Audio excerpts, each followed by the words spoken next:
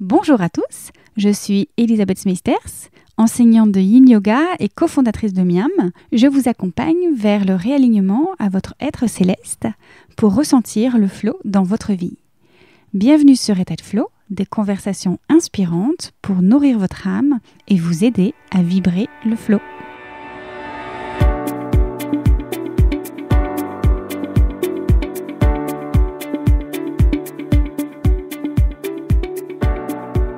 Écrivaine et astropsychologue, mon invité du jour publie cet automne un premier roman alchimique, outil de transformation intérieure. Son titre, Le silence qui cache la forêt. Il sort aux éditions Gorge Bleue. Elle sort également un guide aux éditions Marabout, intitulé L'astrologie miroir. Un guide pour nous aider notamment à lire notre carte du ciel, véritable carte au trésor, pour apprendre à connaître et à accepter toutes les parts de nous. Mon invité fait de l'astrologie un outil de développement personnel ludique, propice à l'éveil de l'imagination. Une astrologie sans médiumnité. Elle utilise la puissance des archétypes, des symboles, à travers les contes et les mythes, mais aussi sa plume et ses métaphores pour ouvrir à la magie, poser la conscience et trouver des réponses à nos énigmes. Un épisode passionnant à la découverte du ciel.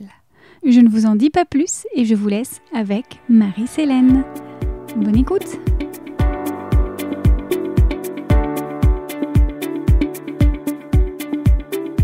Bonjour Marie-Célène. Bonjour. Bienvenue sur le nouvel épisode du podcast État de Flow. Je suis très heureuse qu'on ait réussi à trouver une astuce pour enregistrer cet épisode ensemble, puisque nous sommes à distance, mais nous avons usé d'astuces. Et normalement, si tout va bien, vous avez un très bon son.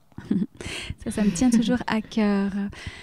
Tu as une plateforme qui se nomme Invente ton ciel et sur laquelle notamment on peut découvrir un podcast du même nom. Tu es une ancienne thérapeute, aujourd'hui écrivaine, également astropsychologue. Tu comptes le ciel et la psyché humaine. Donc, toi, tu proposes non pas une astrologie qui est divinatoire, Non. Aucune prédiction dans tes partages, mais une astropsychologie pour éclairer nos ressources personnelles. Ouais. Tout cela dans un style de poésie onirique. Voilà, on est vraiment dans l'idée du rêve, de faire voyager, d'ouvrir à la magie. C'est ça. C'est tout nouveau comme approche, non ? C'est tout nouveau, oui et non, j'ai envie de dire, puisqu'il y a toujours eu deux astrologies en parallèle en fait. Il y a toujours eu l'astrologie, on cherchait à apprendre à se connaître. Parce que finalement, quand on regarde le ciel et qu'on se dit « Ah, mais qu'est-ce qui se passe là ? Qu'est-ce qui se passe en moi ? Donnez-moi des réponses !» Les hommes le font depuis des millénaires. Et il y a toujours eu cette approche-là qui a cohabité avec une astrologie qu'on appelle judiciaire. C'est le mot qu'on utilise pour parler donc d'une astrologie là prédictive qui n'est du coup pas la mienne puisque c'est pas le but. Moi je fais vraiment du développement personnel avec l'astrologie et donc il y a pas de médiumnité dans mon astrologie et j'essaye au mieux de faire une astrologie dépouillée aussi de croyances pour que chacun puisse venir avec les siennes et que ce soit pas exclusif. Voilà. On va avoir l'occasion là d'y revenir tout au long du podcast. Ça va être passionnant. J'ai vraiment hâte. Juste avant, on va quand même annoncer aux auditeurs que tu publies cet automne non pas un, mais 2 livres. Tout à fait. Dont le premier est un roman. Oui. Le silence qui cache la forêt. Oui, c'est ça. Alors c'est pas un roman qui parle d'astrologie du tout, mais en revanche je dis que c'est un roman alchimique. Et comme pour moi, je suis pas astrologue, je suis alchimiste, c'est ce que je dis, je pratique l'alchimie intérieure et tous les alchimistes ont besoin de l'astrologie comme outil. C'est un outil de l'alchimiste en fait, de transformation intérieure. Et donc pour moi, ce roman qui sort le 2 novembre aux éditions Gorge Bleue, c'est vraiment un cheminement alchimique du personnage principal qui s'appelle Anna. Voilà. Ok. Et alors le deuxième, celui-là, il est sorti. C'est un guide qui est intitulé L'astrologie miroir aux éditions Marabout. J'ai eu l'occasion de le lire et c'est une véritable mine d'or. Tu le dis à un endroit du livre d'ailleurs que tu emmènes les lecteurs dans une chasse au trésor. La chasse au trésor, à nos trésors intérieurs. Et voilà, comme je le dis par exemple au sujet du cancer, dans sa grotte, il y a le coquillage et il y a la perle à l'intérieur, et c'est notre quête d'authenticité ou d'individuation, comme le disait Jung, puisque mon astrologie est très très empreinte des travaux de Carl Gustav Jung. Sans lui, je pense qu'il n'y aurait pas cette astrologie-là. En tout cas, il n'y aurait pas la méthode, il n'y aurait pas les réflexions aussi poussées. Je disais qu'elle existait depuis longtemps, mais c'est cet appel vers cette astrologie-là, là on a de plus en plus une presque, j'ai envie de dire, je ne sais pas si c'est toujours ma lune en vierge qui parle, mais une rigueur aussi dans cette approche-là. Et donc oui, c'est une chasse au trésor, parce que la carte du ciel, c'est un petit peu comme une carte au trésor, justement. Et l'idée, c'est d'apprendre vraiment à connaître et à accepter toutes les parts de nous, même celles qui, comme je le dis souvent, la carte ne fait pas le territoire. Voilà, donc comme celles qui n'ont pas pu s'épanouir parce que notre territoire, que ce soit familial, éducatif, culturel, social, etc., n'était pas forcément propice à ces énergies-là, peu importe lesquelles, et puis c'est pas toujours dans la méchanceté éducative que ça se passe, mais tout simplement des fois on a des parents qui sont totalement différents aussi de nous, et du coup on a du mal à se laisser aller dans les 12 énergies du zodiaque, parce qu'on n'a pas été éduqué sur un chemin où elles étaient propices. Ça arrive très souvent. Bon, la plupart du temps, c'est qu'une petite partie, mais en tout cas, ça donne une impression, je le vois avec mes consultants, une impression d'épiphanie quand ils acceptent enfin cette petite partie. Et voilà, et des fois, pour certaines personnes, c'est pas qu'une petite partie, c'est une grosse à reconnaître. Et voilà, et c'est pour ça que je trouve ça très beau de pratiquer ce que j'appelle du coup dans mon livre cette astrologie miroir, parce que on apprend vraiment à s'observer, à se reconnaître et à pas se juger en fait. Voilà. On va pouvoir justement étoffer là tout au long de l'épisode tout ce que tu viens déjà de nous donner comme indice. Tu viens notamment de parler de la carte du ciel. Est-ce que tu peux justement nous dire ce que c'est la carte du ciel pour ceux qui ne savent pas? Oui, alors une carte du ciel, c'est un petit graphique rond, un cercle avec plein de petits points dedans et des petits traits, voilà, qui ressemble un peu à un exercice de géométrie que l'on peut dresser de n'importe quel moment du temps qui passe, voilà, et qui correspond au positionnement des planètes dans les signes du zodiaque et ce qu'on appelle des aspects. Les aspects, c'est des angles, donc c'est vraiment de la géométrie, des angles qui se forment entre deux planètes dans le ciel et qu'on dresse.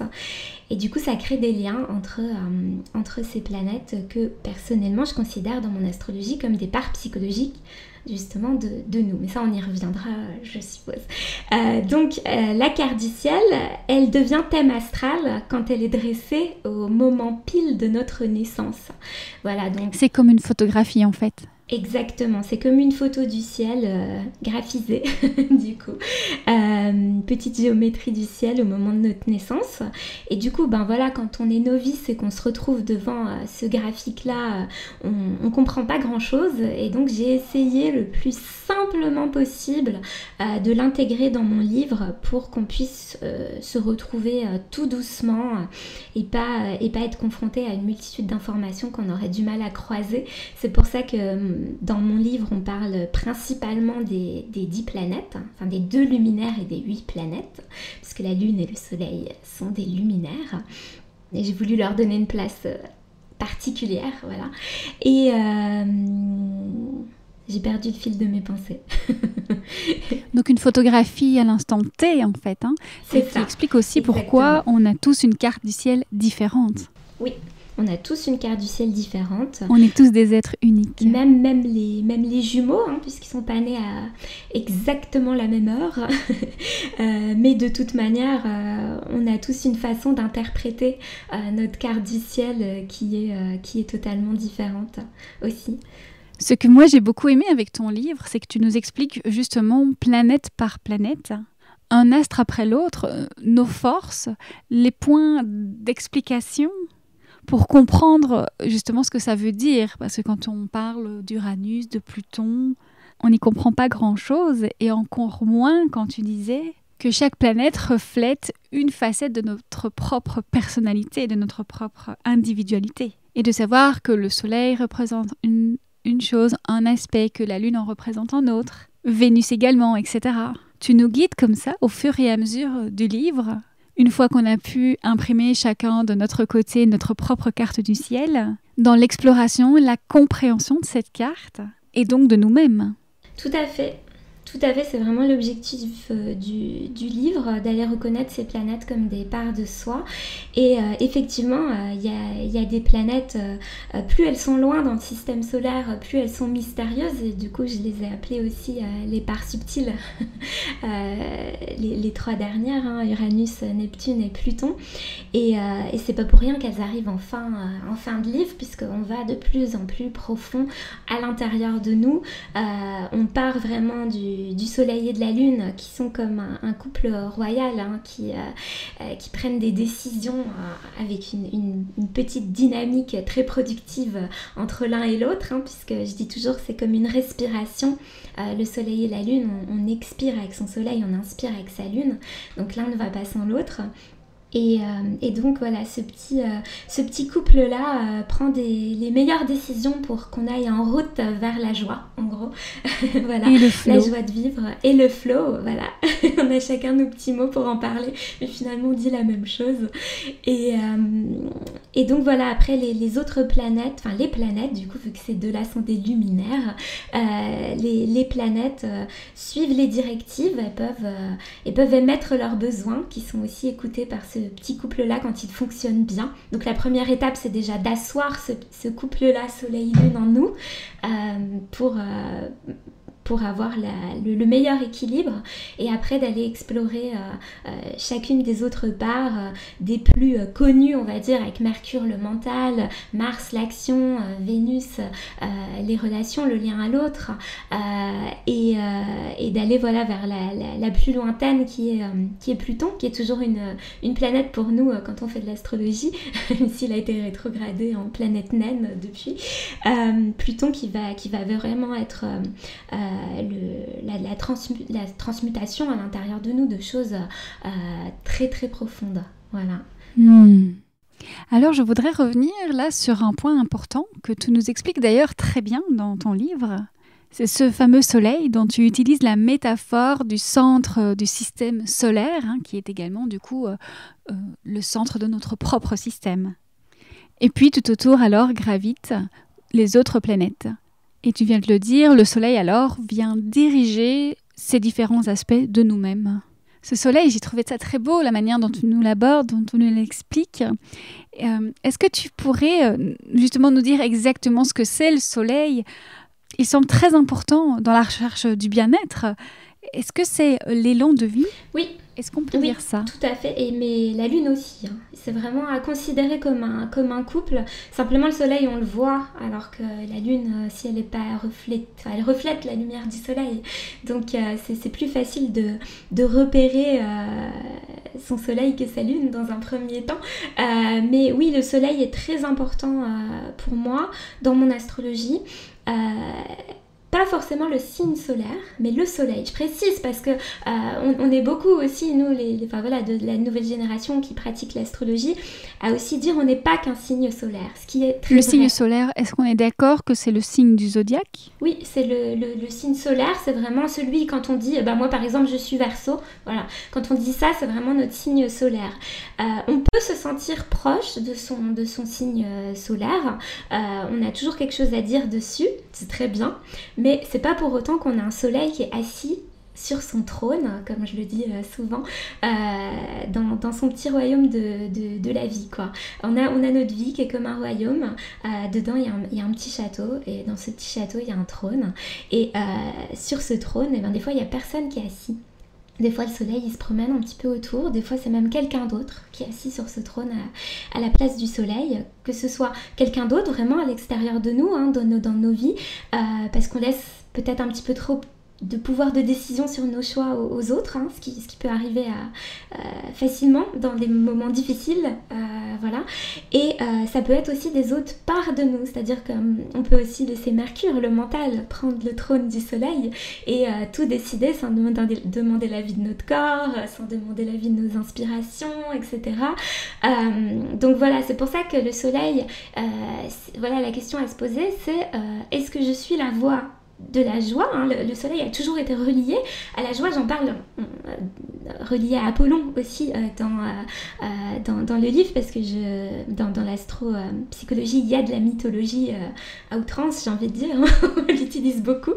Et donc voilà, c'est la joie. Dans la mythologie, le soleil, c'est vraiment ce rayonnement, quand on rayonne en général, c'est quand on a cette joie, quand on cherche on prend sa place, et puis voilà, c'est le flow, je suppose, que tu vas dire aussi. Oui, d'ailleurs, j'ai repéré une citation. Tu dis ceci: quand tu sens le flux de la vie s'écouler dans tes veines, c'est ton soleil qui est aux commandes. Tout à fait. Le flux de la vie me semble être l'état de flow. Tout à fait.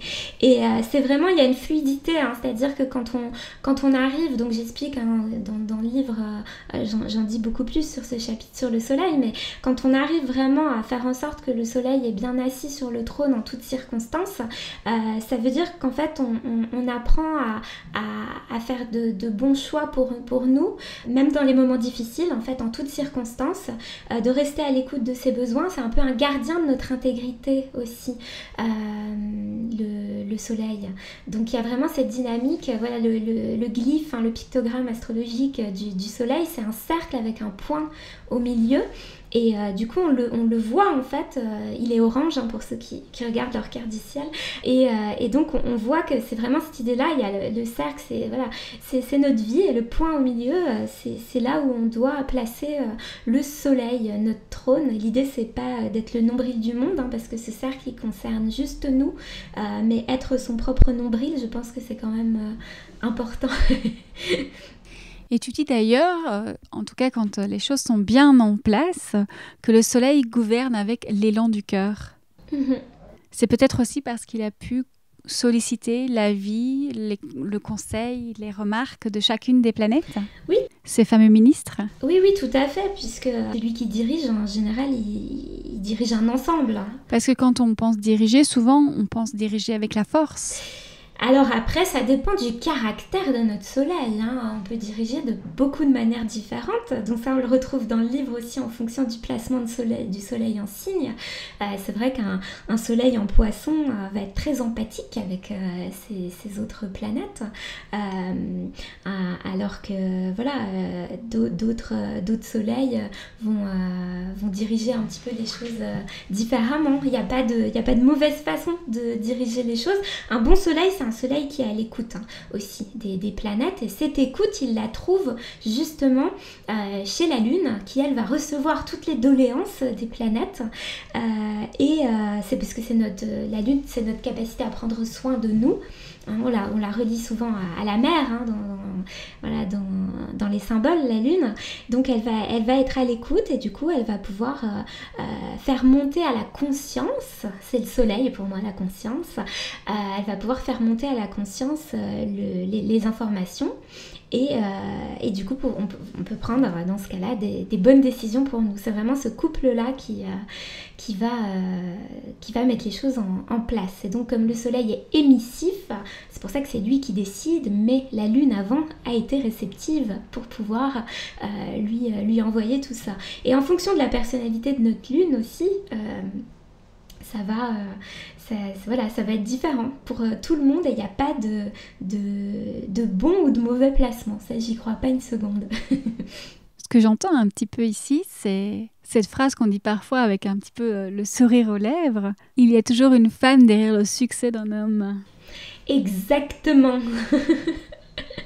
Exactement. Et tu crois pas si bien dire, puisque on s'est amusé avec Digli qui a illustré le livre, qui a inventé des personnages pour chacune des planètes. Elle s'est amusée à donner les traits de Michelle Obama à la planète Saturne.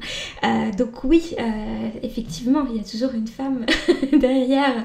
Bon, en tout cas, moi je pratique très peu une astrologie où je parle de féminin et de masculin, parce que j'essaye de sortir de ça. En revanche, l'émissivité, la réceptivité, enfin voilà, on les a en chacun de nous, sur nos thèmes astro, qu'on soit homme ou femme. On a un soleil et une lune, mais effectivement, c'est un petit peu ça qui se passe. On peut le voir dans cette dynamique-là quand on pense à un homme de pouvoir avec la femme derrière qui va aller lui glisser plein de petites choses qu'elle a senties. Voilà, dans le cliché de ce couple-là, c'est un peu ça. Et j'ai même envie d'utiliser, plutôt que d'utiliser les mots féminin, masculin, d'utiliser les mots yin-yang. Mm-hmm. Où l'un est plutôt dans le recul, dans l'observation des ressentis, etc. Donc la lune.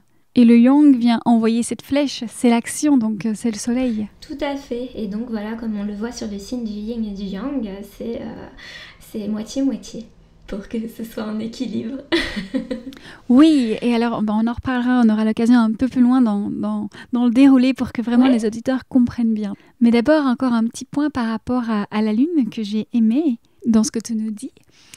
J'ai l'impression qu'elle est là aussi pour nous enseigner l'intimité, la pudeur. Oui.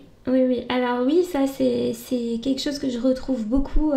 C'est un point de vue que j'ai développé à force de faire des consultations en astropsychologie en fait aussi. Parce que voilà, donc ça fait beaucoup rire mes étudiants, parce que j'enseigne aussi ma méthode là depuis le mois de septembre. Je leur dis toujours, l'idée c'est pas de montrer sa lune à tout le monde. Donc voilà, la lune en fait c'est vraiment notre territoire intime. Et personne, j'ai envie de dire, personne ne devrait la voir. C'est-à-dire que c'est Vénus qui nous met en lien avec les autres. Mais la Lune, c'est un territoire qui est vraiment en nous. Et on peut poser des mots sur sa Lune. On peut expliquer aux autres ce qu'on ressent, ce qui se passe à l'intérieur de nous. Mais ça, c'est Mercure qui va aller poser des mots dessus. On peut ressentir des liens. Ça va être Vénus.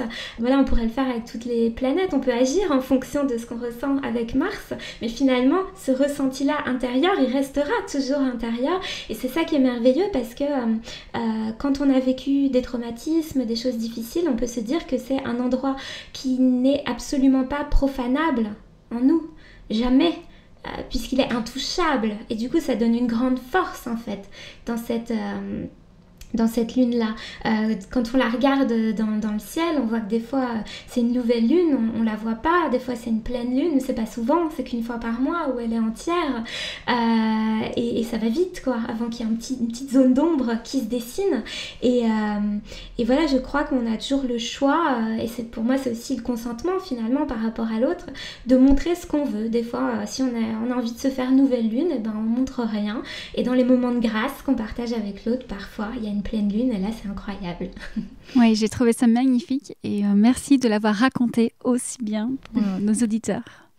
Et pour autant, tu disais tout à l'heure qu'une autre planète ou quelqu'un d'extérieur pouvait prendre cette place sur le trône. C'est également le cas avec la place de la Lune, pour certaines personnes qui n'auraient pas aujourd'hui accès à leur propre ressenti, car ils ont tellement fait confiance aux autres pour ressentir à leur place, qui ne savent plus avoir accès à leur propre ressenti. Et là aussi, il pourrait y avoir un déséquilibre qui peut se manifester. Oui, tout à fait. Et ça, pendant les consultations, et du coup, apparemment, ça fonctionne aussi quand on lit le livre. J'ai eu un retour hier justement là-dessus, puisque du coup, j'essaye d'accompagner les personnes à vraiment se poser la question, est-ce que le soleil est bien assis sur le trône ou pas? Et quand je fais des consultations, je pose vraiment la question comme ça, voilà, est-ce qu'il y a quelqu'un d'assis? Et dans l'imaginaire, on a très vite la réponse, ah bah non, ou alors, ah bah moi je tourne un peu autour. Et en fait, rien que la prise de conscience, comme le soleil c'est la conscience. Quand je parle de conscience, je parle pas de conscience au sens spirituel, là je parle vraiment freudien, voilà, inconscient, conscient, vraiment c'est ce qu'on a dans la tête, la clarté qu'on pose. Le soleil c'est vraiment poser cette clarté là. En astrologie, ce qu'on appelle conscience avec un grand C, on va plutôt l'avoir du côté d'Uranus. Mais du coup, voilà, le soleil, c'est vraiment poser la clarté. Et donc, déjà, quand on a cette conversation avec soi-même, que ce soit en consultation d'astropsychologie ou en lisant le livre, eh ben on se dit « Ah, ok !» Et du coup, déjà, on a l'information, donc ça monte dans la conscience. Donc, on est déjà presque assis sur le trône une fois qu'on le réalise. La prise de conscience, c'est déjà c'est 50% du boulot pour moi. Et après, ça, je dis souvent, c'est la volonté. C'est la volonté qui aide, qui fait tout. C'est ce carburant-là. Voilà, une fois qu'on a compris à quoi ça sert d'avoir vraiment ce positionnement central. Et donc, tu le disais tout à l'heure, je parle de positionnement central parce qu'on l'appelle système solaire. Donc, le soleil est au milieu. Moi, je me réfère énormément à l'astronomie. Parce qu'un de mes enseignants, c'est Eric Berru, un astrologue suisse formidable qui travaille comme ça. Et du coup, moi, ça a posé beaucoup de clarté sur ma pratique astrologique de bosser avec l'astronomie, vraiment la réalité. Et là, voilà, le soleil, c'est le centre du système solaire, tout gravite autour. Et comme, voilà, en alchimie, on dit tout ce qui est en haut est comme ce qui est en bas, et bien du coup, on peut s'en inspirer et on peut se dire, bah voilà, moi aussi, dans ma vie, je dois avoir ce positionnement central parce que personne, c'est la place de personne d'autre en fait. De personne d'autre, personne va vivre notre vie à notre place. Et du coup, ben voilà, quand on s'en rend compte, ça aide déjà vraiment beaucoup. Et quand on le fait par le prisme de l'astrologie et des symboles, ça donne un recul. On le voit posé sur sa carte et je trouve que ça aide énormément à l'intégrer et à ranger un petit peu aussi son zodiaque. Toi, tu vas là, toi, Vénus, tu vas dans ce coin-là, Uranus par ici, ok, je comprends à quoi ils servent, etc.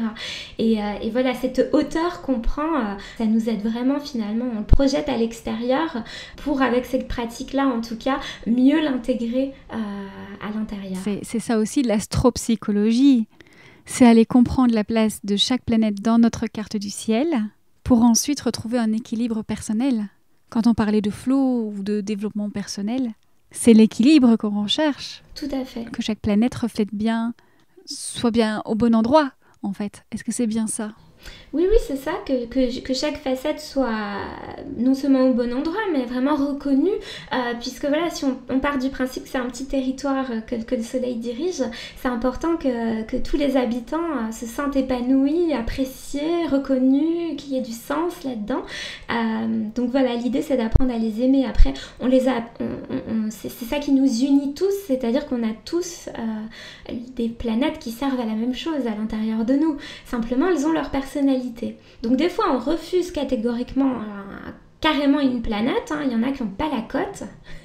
Pense à Saturne par exemple, qui est voilà, un peu le père éducateur du zodiaque, c'est l'autorité, c'est un rapport voilà, où on peut l'avoir en disgrâce un peu, puisqu'au début de notre vie, en plus il ne nous appartient pas vraiment. C'est une planète qu'on apprend à découvrir avec l'âge, parce qu'au départ c'est la planète de l'autonomie, on ne peut pas être autonome quand on est, enfin à part si on s'appelle Mercure et qu'on saute de ses langes pour aller découvrir le monde. Dans la mythologie, c'est ça l'histoire d'Hermès. À part dans ce cas-là, je connais personne d'autre qui a pu avoir l'autonomie tout de suite. Et donc voilà, il y a des planètes qu'on doit aussi apprendre à reconnaître à l'intérieur de nous. Et puis c'est ça aussi, grandir, quoi. Dans ton livre, tu expliques un petit peu tous les traits de caractère, si je peux dire, de chaque planète. Même si tu n'as pas été dans l'esquisse totale de chaque personnalité, puisque tu laisses aussi cet espace à chacun de s'approprier et de se reconnaître dans chaque facette, dans chaque planète. C'est ça. Et justement, j'ai remarqué que je me reconnais très facilement dans certains aspects de certaines planètes. Et par contre, pour d'autres, pas du tout. Ou bien c'est plus vague, plus subtil, et je sens que je dois encore me l'approprier. Et je me suis posé la question, est-ce que ce n'est pas parce que j'ai commencé à me connaître et je me suis alignée sur certains aspects de moi-même, de ma personnalité, de mon individualité. Et là, j'approuve totalement parce que ça convient avec la stabilité, l'ancrage que j'ai découvert. Mais pour d'autres aspects, c'est encore des endroits que je dois aller explorer. Et peut-être même accepter comme force et potentiel, parce que finalement, c'est aussi ça l'objectif. Oui, c'est ça. Et puis chaque chose en son temps aussi. C'est un voyage et c'est aussi l'idée. Enfin, voilà, je l'écris aussi au travers d'Uranus dans le livre. Sortir de sa zone de confort, c'est pouvoir l'étendre. Et donc là, c'est cette idée-là, c'est que c'est un voyage vers nous-mêmes, la vie aussi. Donc on n'a pas tout à intégrer tout de suite. Et puis après, il y a les couches de l'oignon, hein. Même quand il y a une part de nous qu'on commence à connaître, et ben quand on creuse, on la découvre, comme quelqu'un avec qui on vit, etc. Un ami, peu importe, c'est quelqu'un, à force de discuter avec, on finit par mieux le connaître, par l'étoffer, etc. Et puis ben voilà, comme une personne extérieure à nous, des fois il y a des petites parts qu'on n'arrive pas trop à saisir, ou qu'on n'a pas envie de voir, parce que c'est des trucs avec lesquels on n'est pas très à l'aise. Et du coup, voilà, selon notre histoire, il peut y avoir des planètes ou des territoires du zodiaque qu'on a du mal à appréhender, et j'ai envie de dire c'est le cas de tout le monde, parce que c'est un voyage vers soi, quoi, soi avec un grand S. Oui, voilà, et j'allais dire la quête de l'état de flow, qui est donc la quête de soi, va avec l'exploration de toutes les facettes de nous-mêmes. Et toi, ce que tu proposes, c'est de le faire avec l'aide des planètes. Tout à fait, parce que c'est un outil qui est super ludique et qui est propice à l'éveil de l'imagination. Il y a plusieurs raisons à cela, hein. C'est que dès qu'on part dans l'imagination, on allume le cerveau droit et donc on se détend. Et ça fait du bien, parce que quand on est stressé, quand on est dans le stress, il n'y a que le cerveau gauche qui est allumé. Donc déjà là, hop, on l'allume, donc ça va mieux. Et puis après, il y a le pouvoir des contes et des mythes qui sont incroyables, parce que voilà, les contes et les mythes, c'est vraiment des tentatives de réponse aux grandes énigmes de l'humanité. Pour moi c'est ça. Et quand on les écoute, quand on les lit, quand on les reçoit, et ben ça fait écho. Ça fait écho. Moi, c'est ce que je fais en consultation. Je repère bien souvent, en discutant avec la personne et en croisant le regard sur son thème, un mythe fondateur, ou plusieurs, mais bon, voilà. Et à ce moment-là, rien que raconter l'histoire du mythe à la personne, ça fait des choses, il se passe des choses. À travers le symbole, voilà, je suppose que tu connais, Elisabeth, ce livre merveilleux, Femmes qui courent avec les loups. Je l'attendais, celui-là, en effet. Voilà, dans Femmes qui courent avec les loups, c'est exactement ce qui se passe quand on lit ce livre, hein. C'est que rien que le conte, les différents contes qu'il y a à l'intérieur, c'est bouleversant, ça fait des choses à l'intérieur de nous, très très profondément. La puissance des archétypes, des symboles, c'est ça, c'est vraiment aller à ces endroits-là sur lequel on n'a pas encore posé la conscience, et aller chercher des réponses à nos énigmes. Et ça, le soleil adore, il veut poser la clarté. Donc c'est vraiment dans la quête du soi, avoir ce recours aux archétypes, hein, que ce soit à travers les contes ou les mythes, c'est hyper précieux. Donc voilà pourquoi je raccroche le wagon aussi aux histoires. Oui, et tu as très bien fait, parce que j'allais t'amener là-dessus. Car même ta plume nous emmène, c'est pas juste un livre. Tu te plais à nous conter les choses. Au-delà des mythes, en effet, que tu nous racontes, tu y mets dans le reste du livre aussi tout ton imaginaire pour éveiller celui du lecteur. Oui, tout à fait. Avant toute chose, je pense que je suis écrivaine avant tout, en fait. Hein. C'est ça qui relie tous mes projets. J'ai un petit peu tendance à changer de métier souvent, mais à découvrir plein de choses. Mais en tout cas, le recours aux mots, à l'écriture, à la poésie, à l'esthétique de l'écriture, on va plutôt dire ça. Est-ce que c'est parce que je suis ascendant Balance? Peut-être. Est-ce que j'ai Vénus collée à mon soleil? Peut-être. En tout cas, c'est quelque chose d'hyper important pour moi, et je voulais pas... ça vraiment dans le travail éditorial du livre aussi, c'est aussi pour ça que je me suis entourée de l'illustratrice Digli, c'est parce que j'avais envie que ça reflète aussi un côté littéraire qui est le mien, en fait, et que je revendique aussi comme un outil émancipateur de l'humain. Pour moi, les histoires, la littérature, ça fait aussi partie de ça. Quand c'est beau, quand c'est bien dit, c'est plus facile aussi. C'est pareil, un cerveau droit qui s'allume. Donc j'essaye un maximum de pouvoir glisser. Et puis dans la poésie, dans la subtilité, il y a de la douceur. Et pour moi, il y a des sujets qu'on aborde dans ce livre qui sont hyper difficiles aussi. Je veux dire que plus on approche dans le livre, plus si j'ai pas ce ton doux, c'est difficile à entendre. Donc c'est important aussi d'amener les choses. Quand on va du côté de Pluton et qu'on va aller parler de notre facette victime qu'on a tous, et qu'on va aller appréhender ça pour essayer d'en sortir, c'est dur. Et je trouve que voilà, d'avoir une plume bienveillante, et ça aide, voilà. Oui, et au-delà de ça, tu utilises également beaucoup de métaphores et des belles métaphores qui nous permettent vraiment une compréhension fluide. Et tu le dis d'ailleurs, pour toi, l'astrologie n'est pas une science farfelue. Au contraire, c'est tout à fait concret. Et on peut tous y avoir accès. Oui, tout à fait. C'est vraiment pour moi un outil de développement personnel. On peut, si on a envie, le prendre comme autre chose, hein, comme support à bien d'autres choses, comme peuvent le faire les médiums, etc. Mais du coup, en outil de développement personnel, il y a vraiment, j'ai presque envie de dire, il n'y a rien de plus terre à terre que finalement que l'astrologie, en tout cas comme je la pratique, où on va pas chercher dans la carte du ciel une vérité sur nous, on va vraiment prendre ce qu'il y a en nous et aller au contraire le projeter sur sa carte. On fait un petit peu l'inverse, quoi. On part de soi, c'est ce que j'ai essayé de faire aussi avec le livre, hein. On part de soi pour lire sa carte, quoi. Moi d'ailleurs, hein, quand je fais des consultations, je n'analyse jamais la carte du ciel sans la personne.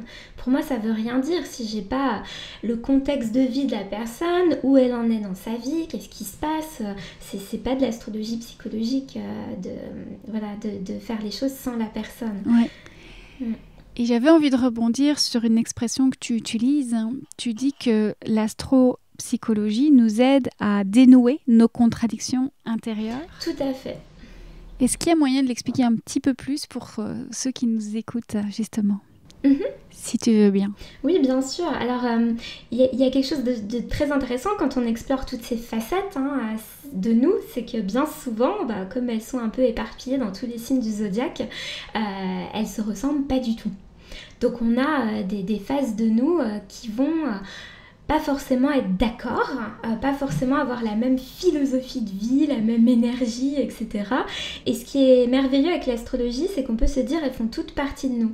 Alors que, voilà, sans le poser sur sa carte du ciel, on pourrait avoir tendance, ou d'une autre manière d'étudier la psyché, il n'y a pas que l'astrologie évidemment, mais quand on fait ça un peu tout seul dans sa tête, on a tendance à s'identifier à une de nos facettes. C'est un peu ce que tu disais tout à l'heure, là avec ça je suis à l'aise en société avec ce côté de moi, je suis ok pour l'expliquer, pour le montrer aux autres et tout ça. Et puis il y en a d'autres, on se dit non mais ça c'est pas moi en fait, ça c'est juste des réactions que je peux avoir, que j'aime pas trop chez moi et tout ça. Alors que peut-être, ça peut être le cas, mais peut-être c'est une part de nous qu'on reconnaît pas, qu'on juge, qu'on met de côté, qu'on enferme dans un placard. Et voilà, et donc il y a plein de coming out à faire avec l'astrologie. C'est cette idée d'honorer notre globalité. Oui, tout à fait. Tout à fait. Et donc, au-delà du positionnement des planètes, on est un savant mélange des 12 signes du zodiaque, qui sont les 12 énergies archétypales auxquelles sont soumises tout être humain.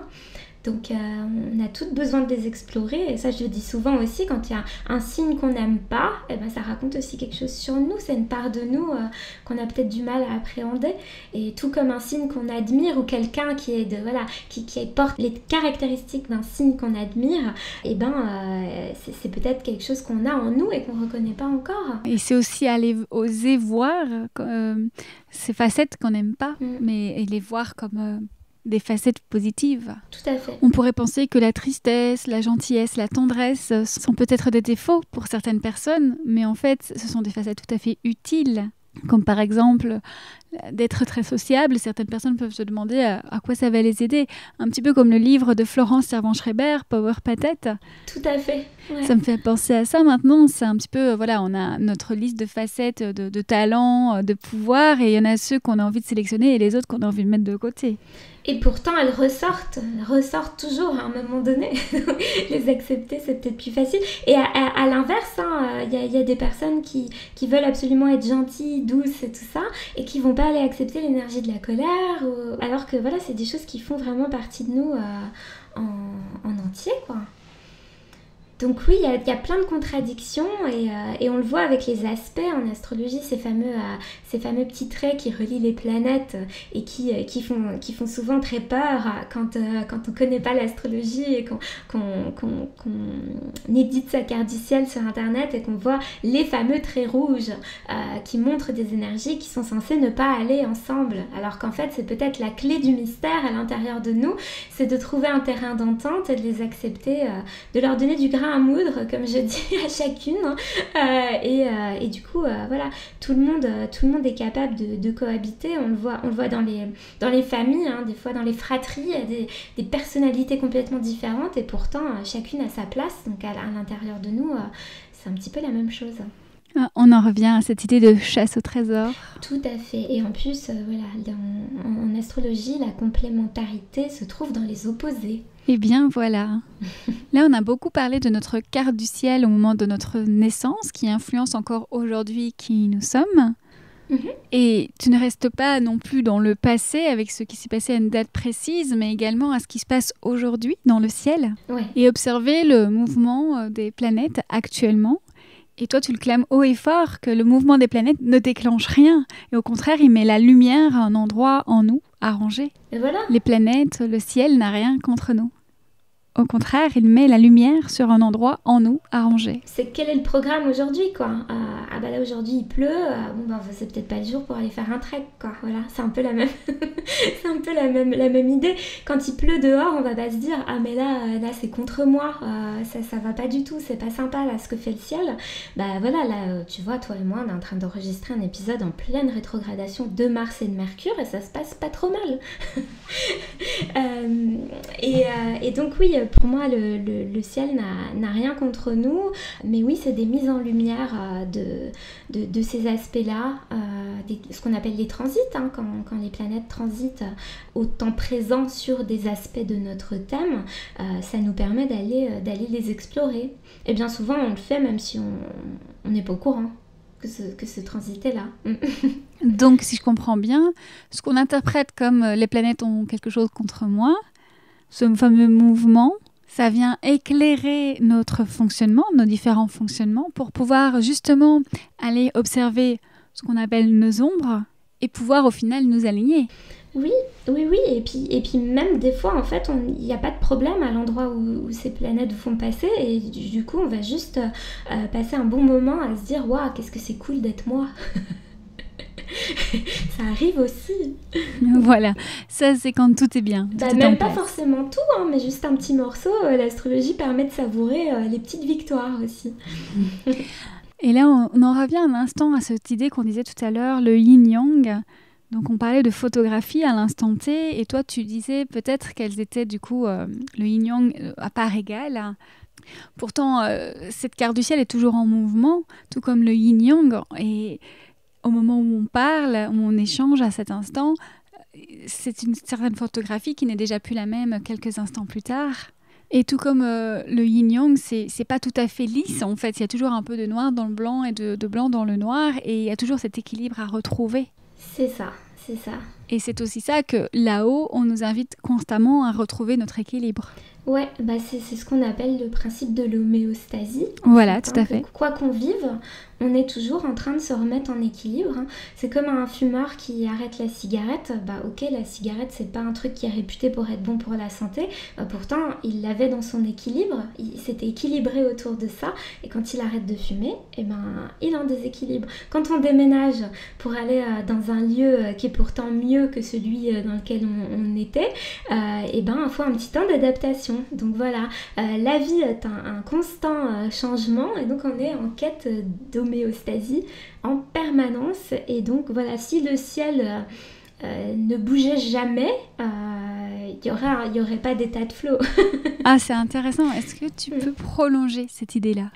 Oui, alors j'essaye de dire que y a jamais rien qui est à l'arrêt, en fait, que tout est en permanence un changement, qu'on vit dans un monde en perpétuel changement. Le temps passe, l'espace change, voilà. On a un rapport au temps, à l'espace qui est constamment différent. On bouge, on respire, on rencontre. Les rencontres qu'on peut faire peuvent nous faire face à des sujets qu'on n'aurait jamais explorés tout seul. On peut passer une toute belle journée ou à l'inverse une toute mauvaise, croiser quelqu'un et que l'équilibre s'en retrouve inversé. Voilà, il y a tout qui est en constant mouvement et donc c'est normal que le ciel le soit aussi, si c'est un reflet le microcosme et le macrocosme. Si c'est un reflet, comme je le disais, les alchimistes disent ce qui est en haut est comme ce qui est en bas. Et bien à ce moment-là, c'est normal qu'on soit nous aussi en perpétuelle évolution parce qu'il y a du mouvement. Voilà. Et du coup, tu disais l'état de flow, c'est pas possible de ressentir l'état de flow s'il n'y a pas ce mouvement perpétuel. Bah oui, parce que pour moi, je sais pas, c'est peut-être juste mon ressenti de la chose. Mais c'est très bien, moi ce qui m'intéresse c'est d'avoir ton ressenti. mon ressenti à ce niveau-là, moi dans le mot flow, j'entends pas du tout une pause, j'entends un moment de mouvement, mais qui est juste et qui est bon. Qu'on peut goûter, tu vois ce que je veux dire? Il y a quelque chose qui est vivant. Ouais, c'est très juste. Et ce serait un objet figé, enfin voilà, il n'y a pas de vie dans un objet. Tu nous as donné là ta définition de l'état de flow et j'aime beaucoup ce que tu nous as indiqué. Avant d'aller tout doucement clôturer notre rencontre, j'ai quand même envie d'aller explorer ce qui se passe aujourd'hui. Parce que, évidemment, l'année 2020 est complètement chamboulée. On a parlé de la carte du ciel qui est très personnelle. Et pourtant, il y a aussi ce côté sociétal, ce côté collectif. Sur quoi est-ce que ça joue entre l'individualité et le collectif? Alors, moi, dans mon approche de l'astrologie, vu que je ne fais pas de prédiction, j'ai tendance à ne pas aller étudier les cartes du ciel, là, tu vois, pour savoir si on va être confiné ou non, par exemple, etc. Mais cependant, les grands mouvements sont aussi présents sur nos cartes du ciel. Et on fait tous partie, chaque individu fait partie du collectif. Du coup, forcément, ça influence. Ce qui se passe cette année, au niveau astrologique, c'est qu'il y a trois grosses planètes qui font un petit voyage dans le signe du Capricorne. Le signe du Capricorne qui, au niveau de l'interprétation symbolique, va se référer à l'ordre établi, aux institutions, voilà, quand on est au niveau collectif. Et donc, qui est en voyage à l'heure actuelle dedans? Depuis 2008, il y a Monsieur Pluton. Monsieur Pluton qui, lui, tue tout sur son passage pour une renaissance. C'est jamais pour laisser pour mort. Pluton, c'est-à-dire c'est assez magique, c'est le phénix. Il y a toujours de la vie après avec Pluton. C'est jamais une mort définitive. Il y a Monsieur Saturne qui est là et qui va bientôt partir du Capricorne pour aller en Verseau, qui pour l'instant y est encore, qui lui, du coup, ça va être vraiment les questions de restriction, de morale, d'autonomie, de voilà. Comment on est responsable des choses, qui va nous rappeler notre condition humaine. Je crois qu'on y est tous bien rappelés là dans la société aujourd'hui. Et il y a Jupiter qui est un peu l'opposé complémentaire de Saturne, puisque lui il symbolise notre expansion. Alors que voilà, Saturne c'est plus le côté restriction. Et du coup qui vient mettre une ouverture à quelque chose de tout nouveau aussi à l'intérieur. Et donc voilà, Saturne et Jupiter glissent tout doucement vers le Verseau pour l'année prochaine. Et Pluton reste encore quelques petites années en Capricorne. Mais du coup voilà, c'est ça le gros badaboom 2020 en astrologie. On le voit avec cette espèce de trinité très forte qu'on retrouve dans le signe du Capricorne. Tu dirais alors que autant que nous, à l'échelle de l'individu, il y a une carte du ciel, et que du coup, il y a également une carte du ciel du collectif. Alors c'est vraiment plus ce qui se passe en ce moment, donc c'est-à-dire que ça fait l'endroit, le Capricorne est sur la carte du ciel de chacun de nous, donc on peut s'amuser à aller regarder ces trois planètes où elles se situent sur notre carte du ciel. Est-ce qu'elles rencontrent des parts psychologiques à l'intérieur de nous? Et puis au-delà de ça, la carte du ciel du collectif, on pourrait dire que c'est celle qui est au temps présent. qui est aussi le thème astral d'un bébé qui viendrait naître tout de suite en fait. Donc tout s'entremêle, tout se mélange. Voilà, il y a des astrologues qui vont aller dresser les thèmes astraux des républiques, des pays, etc. Il y a plein de choses, on peut faire plein de choses avec l'astrologie. C'est un support d'interrogation toujours. Donc si on a envie d'avoir un outil où poser les choses pour pouvoir prendre de la hauteur et réfléchir, ça fonctionne toujours. Et donc là, il y a des lectures astrales merveilleuses à avoir avec les transits de cette année. Voilà, quand on s'amuse un peu à faire tourner les cartes et à observer ce qui se passe, parce que là, c'est quand même assez impressionnant l'année qu'on a eue et avec ces trois planètes et le beau bazar qu'elles ont pu faire. On le rappellera quand même pour terminer et rassurer les jeunes parents qui nous écoutent qu'il n'y a pas de mauvaises cartes du ciel. Ah mais non, mais alors absolument pas, parce que les bébés qui naissent aujourd'hui, ils ont la compréhension de ça. C'est leurs alliés, c'est des parts d'eux.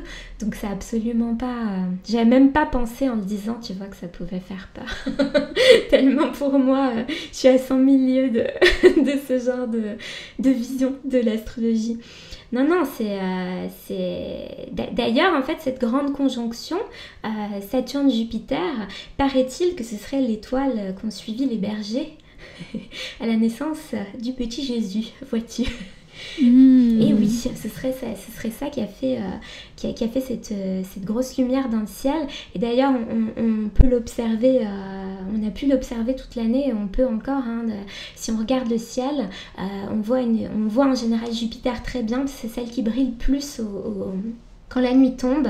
Et donc sur sa droite, de plus en plus éloignée, sur sa gauche, de plus en plus éloignée, on voit Saturne qui brille un petit peu moins, mais qui est là. Et donc voilà, paraîtrait-il qu'on l'appelle la grande conjonction quand les deux sont vraiment alignés et que ça fait une sacrée lumière. Donc voilà, je pense pas que les natifs du moment sont nés sous une mauvaise étoile. Alors, juste avant de terminer, ton côté créatif, artistique, tu l'as mis au service d'un oraculum, qui est un oracle que tu as canalisé. Oui. Ce sont des messages sur Instagram que tu partages quotidiennement. Voilà. Et j'avais envie d'en citer deux, là, que j'avais repérés, que j'ai beaucoup aimés, et qui, pour moi, parlent assez bien de tout ce qu'on vient d'évoquer.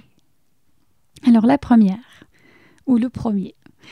La spéléologie ne se fait pas dans un volcan, tout comme l'introspection dans la colère. Tout à fait. Et le deuxième, changer, c'est s'autoriser à ne pas être loyal avec l'être que tu n'es plus. Tout à fait. Et quelqu'un a répondu à celui-là en me disant « Essaie d'être loyal avec la personne qu'on est aujourd'hui. » Donc si j'ai envie de fermer cette boucle, c'est se dire que, ok, on a une carte du ciel, on a eu des facettes qui ont été plus explorées que d'autres à un moment donné de notre vie, mais les cartes peuvent être jouées à n'importe quel instant. Ah oui, bien sûr. Mais je te disais, c'est la volonté qui fait beaucoup de choses, d'avoir envie d'aller vers la joie. Voilà, pour moi, c'est ça, la volonté, en fait, aussi. Et donc, pour ça, des fois, on a besoin d'aide. Quand je parle de volonté, la volonté qui fait tout, mais quand on a la volonté, on va aller la chercher, la trouver plus facilement aussi, cette aide. Tu parlais de désalignement qui peut arriver, mais en fait, quand on a le soleil bien assis sur le trône et la dynamique avec la lune qui fonctionne bien pour entendre ses besoins, on est de moins en moins désarrimé quand il nous arrive des choses compliquées. Il y a une stabilité en fait on prend l'habitude d'avoir ce couple-là qui nous aide, qui nous structure à l'intérieur. Et l'astrologie peut aider à ancrer ça. Pour moi, l'ancrage, c'est vraiment le soleil. Oui, tout à fait. Du coup, tu as parlé de joie à l'instant, de ce qui nous met en joie, donc ce qui nous met en état de flow. Tout à fait. Si en tout cas on a bien saisi une partie de la définition que tu en donnais. Qu'est-ce qui, toi, aujourd'hui, Marie-Célène, te met en état de flow? Alors j'ai une première réponse, mais que je ne vais pas partager parce qu'elle est trop personnelle. Mais c'est la lune qui parle. C'est la lune qui parle. La lune m'a déjà donné une réponse. Qu'est-ce qui me met en état de flow? Moi, c'est vraiment d'écouter mes envies et de croire en moi, en fait. C'est-à-dire j'ai la chance de pouvoir écrire c'est de le faire, de saisir ça. Moi, c'est vraiment quelque chose qui me rend extrêmement heureuse. Et la joie, je la trouve aussi dans le fait que ça ait l'air de nourrir l'autre, quoi. Parce que faire quelque chose dans mon coin, il y a aussi ce... je vais vraiment faire la verso en parlant comme ça, mais j'ai vraiment ce besoin que ce qui fait de moi un individu... qu'il y a quelque chose à donner, ça ait un écho, que je puisse vraiment partager ce que j'ai en moi, si ça aide les autres, en tout cas si ça apporte quelque chose. Et j'adore le faire en racontant des histoires. En tout cas, si vous voulez des belles histoires, il y a 2 livres là qui sont sortis ou qui sortent bientôt. Et je vous mettrai évidemment toutes les références en commentaire du podcast. Et puis sinon, on peut également te suivre sur les réseaux sociaux, sur ton site. Oui, inventetonciel.net. Et du coup, sur Instagram, c'est Invente ton ciel. Sur Facebook, c'est aussi Invente ton ciel. Voilà. Et le podcast. Et le podcast qui s'appelle aussi Invente ton ciel.